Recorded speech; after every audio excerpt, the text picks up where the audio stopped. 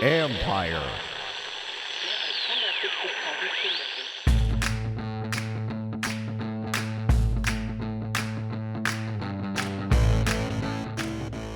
Hello and welcome to my podcast. It's an unusual one. It's after a victory. How about that? I'm not taking a selfie right now. I'm just going to give it to you straight. I have Michael Phillips from the Richmond Times Dispatch coming on with me. Yeah, we're going to talk about Dwayne Haskins. A lot to talk about there, as I'm sure you know. But we also get into a few of the young guys, the receivers. We talk a little bit about Josh Norman, Ryan Kerrigan, what's going to happen with him.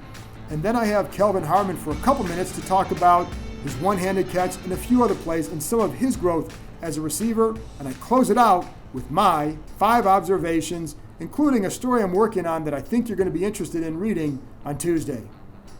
But first, my conversation with Michael Phillips from the Richmond Times Dispatch.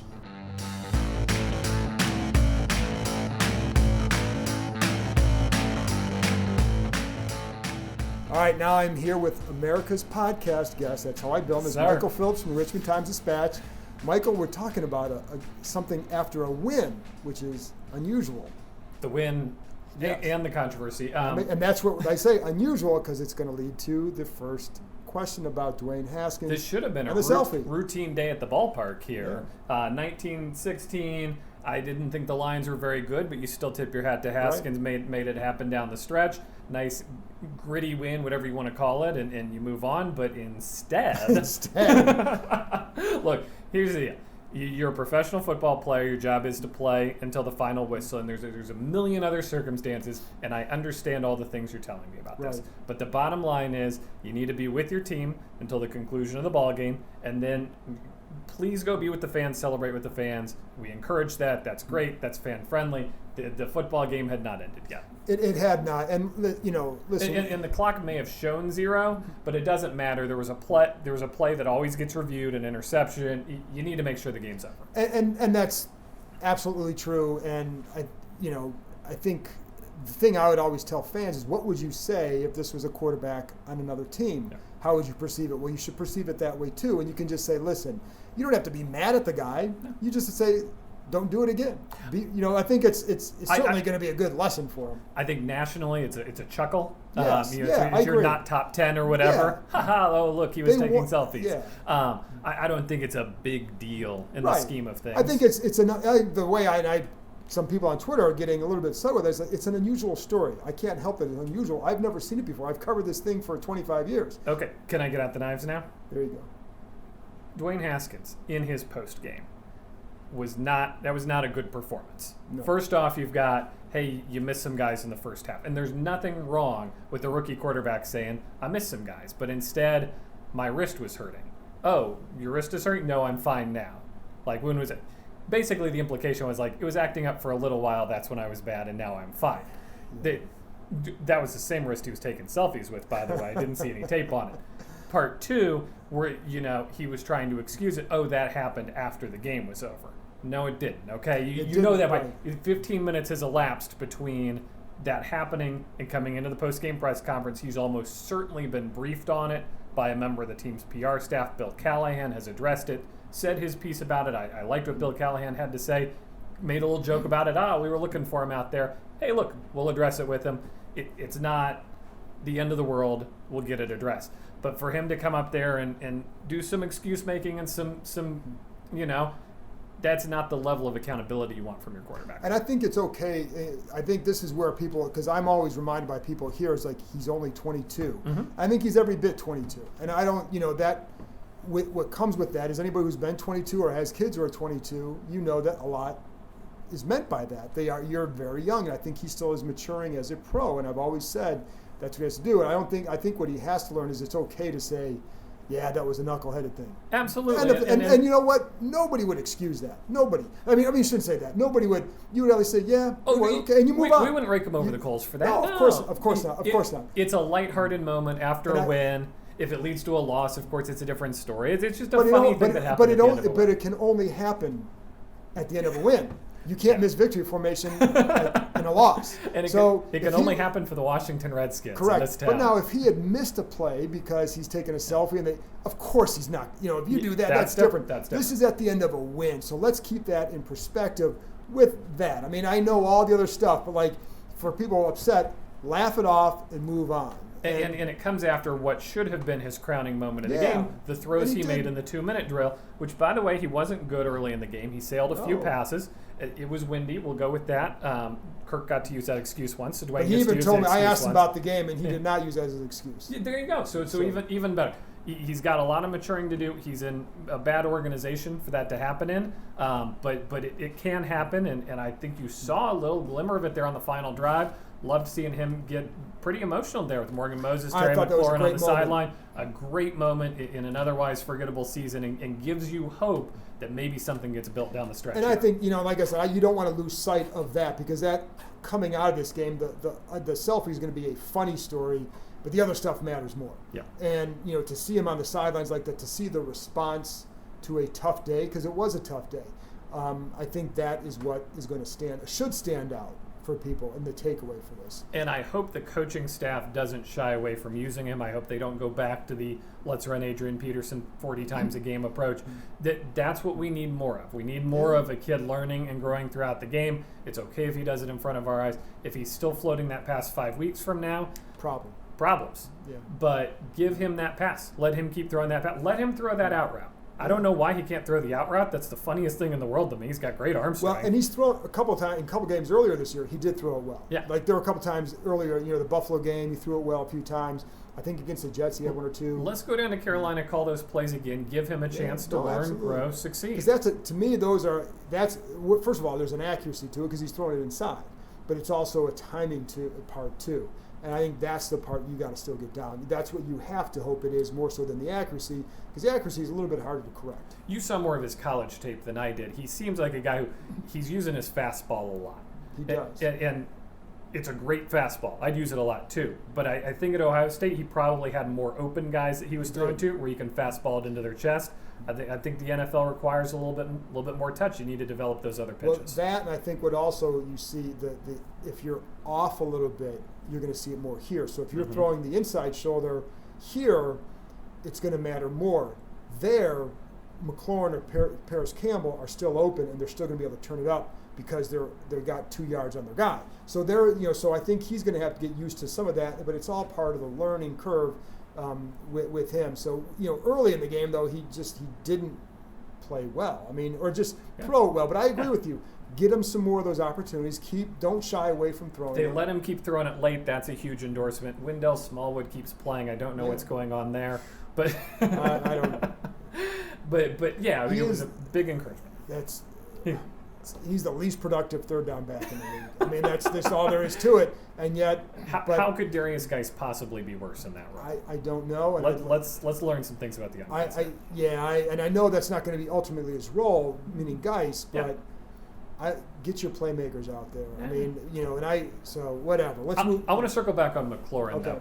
Guys on 2 and 9 teams don't win national awards, but he should absolutely be in the discussion for Rookie of the Year, league-wide. Great point. And here's the funny thing not the funny thing, but the hard part for him is the number of times he's been open versus the number of times he's actually been thrown a ball to catch. Sure. It's just he should have 6 100-yard games this year, at least. And probably should have had a touchdown today.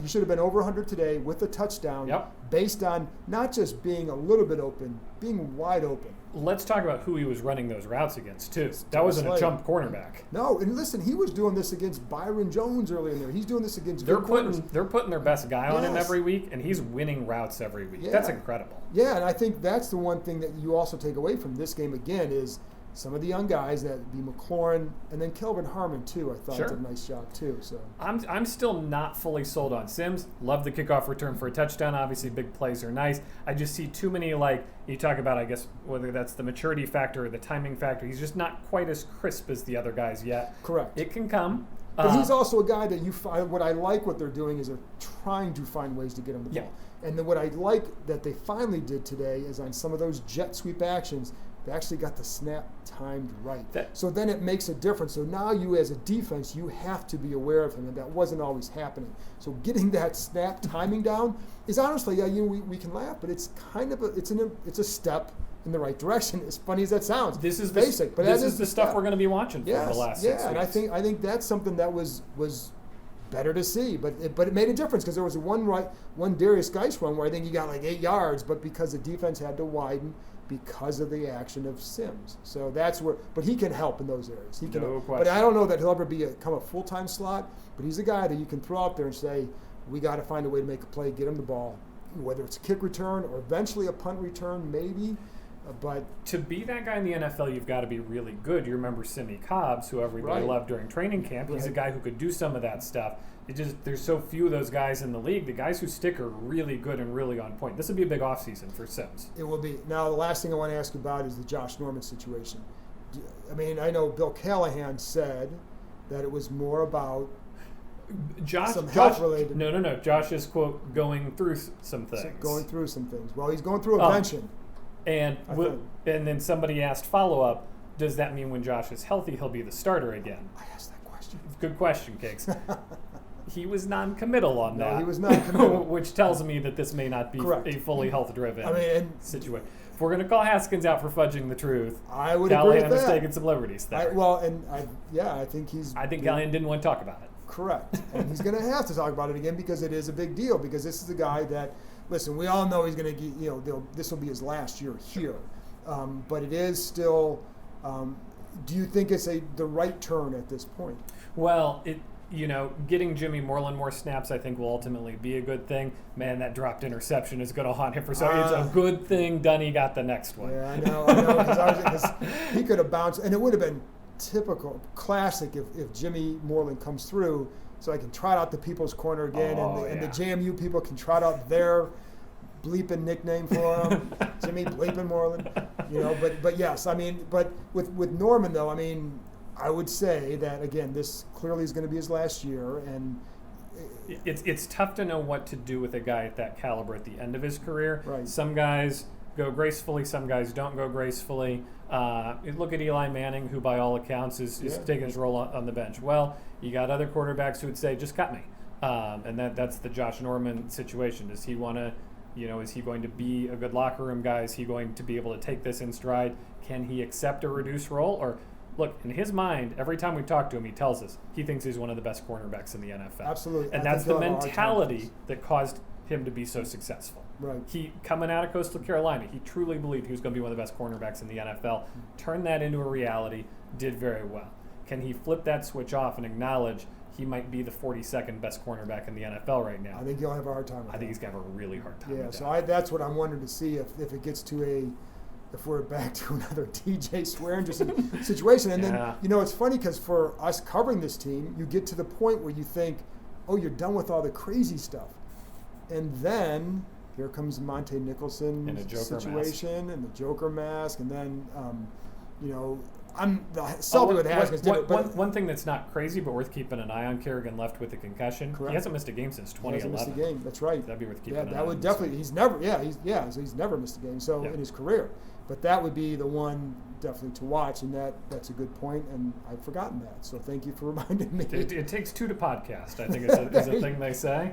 Yeah, but that's the thing. The last thing too, because as you look forward, they have Carolina this week, and then. You got what? Green Bay. There's 5 more left, yeah. So do you think that they can not so much use this as some momentum? Because let's be real here. This is it's week to week in this team, but can they spring another win or two this year? Yeah, so I think you're setting up because you got your Carolina, Green Bay. Carolina's lost today, but lost to a good team in the Saints. I think you pencil in Carolina win on Sunday. Obviously, the Packers win at home. They're playing for some things. But then you got that 2-game NFC East home stretch. You got the Giants and the Eagles here, and I think you want to win a divisional game at home with these kids. So that you got a 2-week ramp up to your next target. Giants are beatable. I'm not convinced the Eagles are all that. They'll be playing for something. I think you want to win a divisional game at home. By that time, when I see you next in this FedEx Field press box in 3 weeks, I'd like to see Haskins be hitting those throws with a little bit more regularity. He's not going to be there. He's not going to be a finished product this year. But if they're a little bit better, if he can give them a chance to win and give the defense a chance to win, I think we'll all score this month of success. And that's what the funny thing is as we both hear from fans who say, I want them to get the number 1 pick, which would have required 1 in 15. So this probably eliminates that from being a realistic consideration. But is it better to finish with a couple more wins to see if Haskins develops? It's better to finish with the wins if Haskins Correct. is the one creating them. And I agree with that. If it's more of today's win where Haskins is a mixed bag but you pull it out with the defense, that's not as ideal. You want the wins to be Haskins driven and the losses to be learning opportunities. And that's the last word by Michael Phillips. That's of all she Richmond wrote. Times Dispatch. America's podcast. There you go. Thanks, Michael. After this break, I'm going to share a conversation I had with Kelvin Harmon in the locker room. We talked about that one-handed grab and some of his development at receiver.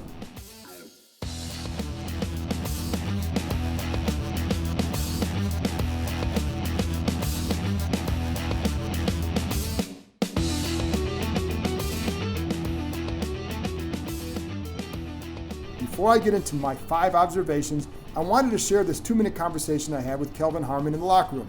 Harmon is an intriguing guy moving forward. I believe he's a guy a new coach would like to use, but it also could depend on what style of ball they play. It could well be that a new coach who comes in might say, hey, I want smaller, quicker guys. Harmon may not have a role in that, but if they want a bigger physical receiver, he's one they can develop. I like that he's not afraid to go into traffic, and I think his physical style is useful when it comes to breaking a tackle in the red zone, for example, on a screen as he did in Buffalo, or not getting disrupted off the line, or just in gaining position. He's a bit of a body catcher, and that will lead to an occasional drop, but overall, I like what he adds. I don't know that he's a future starter because the Redskins know that they need more talent at receiver. They're going to try and find another game breaker. Who doesn't want that? But I think they're going to try and find that. But I do think that Harmon can be a help for this team for at least a few years. Anyway, here's my 2-minute chat with Kelvin Harmon.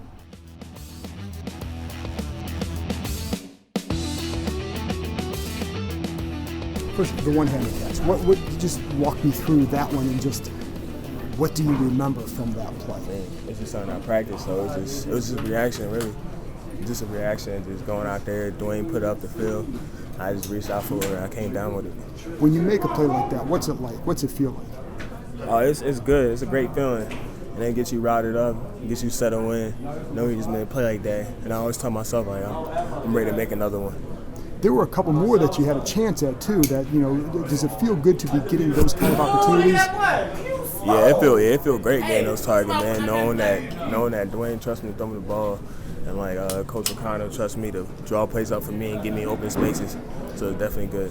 When you see other guys, Steven Sims doing the plays here, Terry's making some plays like that, does that kind of get you? You're a young guy; those are your peers. What does that do for you? Yeah, it's a great feeling. We always talk about feeding off each other energy, and they always give each other confidence. Seeing guys we came in with making plays, so that give us confidence when we get in there to have an opportunity to make our plays. Where are you better as a receiver? Just even from 6-7 weeks ago. I mean, this is a growing experience for all you guys. Yeah, I just feel like I'm just having more opportunities and just seeing everything slowing down for me, and everything just coming together. When you say slowing down, like what things are slowing down and how does it make a difference? Yeah, just being able to see everything on the fly, seeing the defense switch, and make an adjustment on the fly. Is there a play today that you remember that was kind of a result of that? Yeah, I think that deep dag route I caught through the middle. Oh yeah. Mm-hmm. Like I felt the hole in the zone, and then Dwayne held the ball, and I just went over to the next window and he threw it to me. What about Dwayne? Because that was for the past game, he said his right wrist was bothering him. A tougher day than he would want, but came through the last 2 drives. What does it say about him? Yeah, it says everything about who he is. He's just a poised, confident guy, and once you start rolling for real, it's going to be a problem out there. But just seeing him still being highly confident and going out there in the clutch, that's a clutch factor he has. Feel good today? Feel great. Thanks, man. No problem. After this break, I'll be back with my 5 observations, including some stuff on Alex Smith and Dwayne Haskins, and what Haskins is learning from Smith and why it's important that the injured quarterback is still around.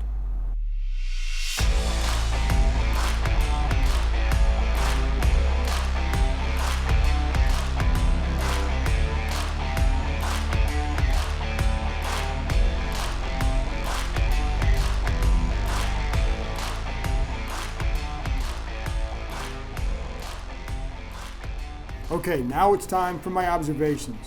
Number one, I know Michael Phillips and I just talked about Dwayne Haskins, so I'm not going to spend a lot of time going over Selfie-gate. I'll just say this. He shouldn't have done it.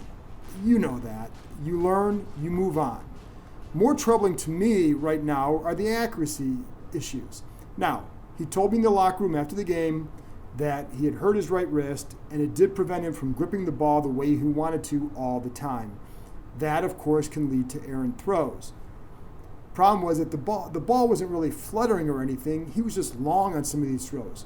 And the other problem is that the coaches have bemoaned some of those accuracy issues over the course of his time here. But I think in some cases, maybe it was just a matter of needing a little bit more air on the ball or not being as wound up to throw as he might have been when he saw Terry McLaurin wide open in the end zone in a well-designed play in the first quarter. It could be as simple as that. Haskins is an emotional guy, as we saw, and perhaps needs to just settle down a little bit. It is only his third start after all. And speaking of the emotion, I think you really saw that on the sidelines after the game, and I think you saw what other players knew what it meant to him. And I think that's a good sign as well. I think it was nice to see Kevin O'Connell come over and give him a really tight embrace for a little bit, and then a couple other players, Morgan Moses, McLaurin coming over to him as well. I think that's all needed. They know what it meant to him, and I think that's a good sign. Number two, it's kind of funny to watch Haskins in some of these press conferences. Not always his finest moments, or at least I shouldn't say that. Maybe it's not always, I don't think he always shows really who he is in those situations. He's so much better in a one-on-one situation.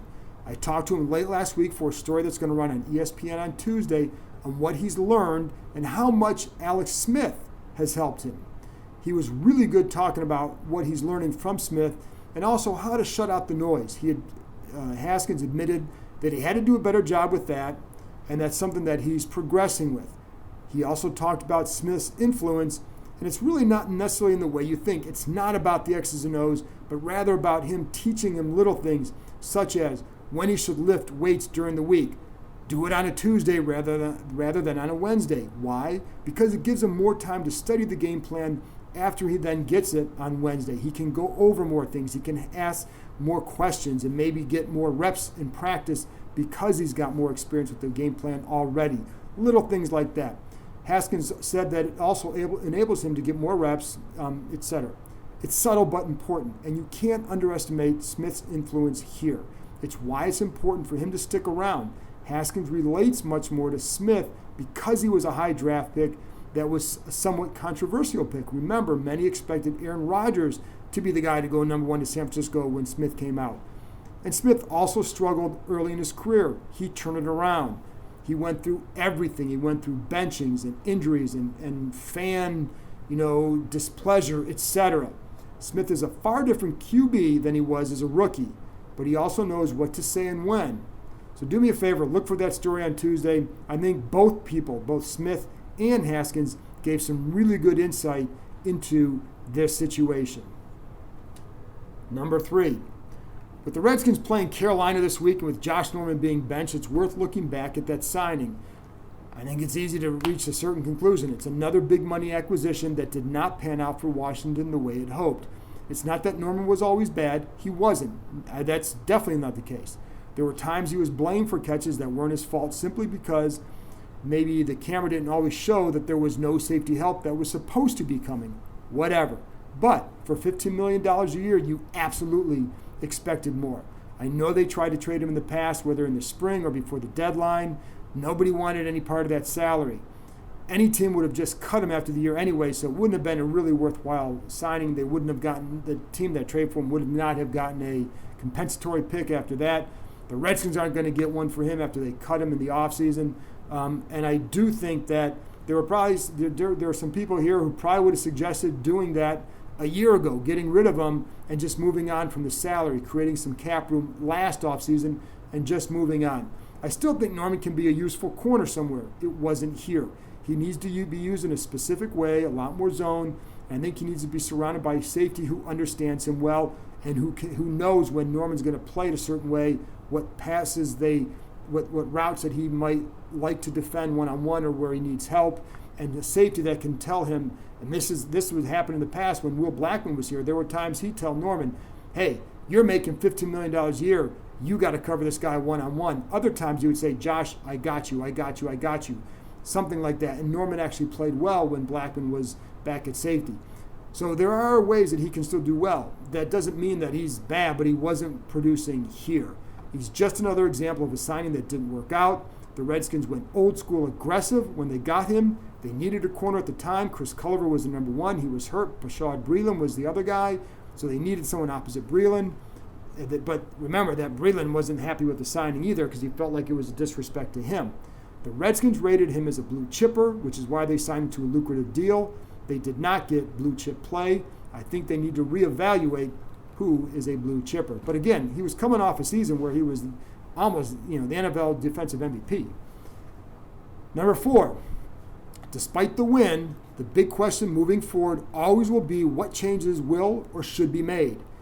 If they somehow won, say, 2 more games down the stretch, would a 4-12 record convince owner Dan Snyder that maybe it really was just about the head coach and a few injuries? That if you get a new guy in here that can take a more disciplined approach, that it would help. They absolutely can't take that mindset, though. It's the same one that landed them into trouble last year. They believe they were much closer than they were a year ago simply because they were 6-3 at one point. Well, once Smith got hurt, the outlook changed, and it should have changed for them. Not everyone there saw it, and that's the problem here. They're too often a step behind reality, the reality of the situation. Snyder needs to grasp that the status quo will only result in more of the same in the stands in terms of not many people showing up. I tweeted something out before the game about good sections being available, and it's kind of a snarky comment, but my God, it was the truth. There were sections that were just almost completely empty from where I sat. That is unacceptable in Washington, and it should be unacceptable for anybody attached to this organization.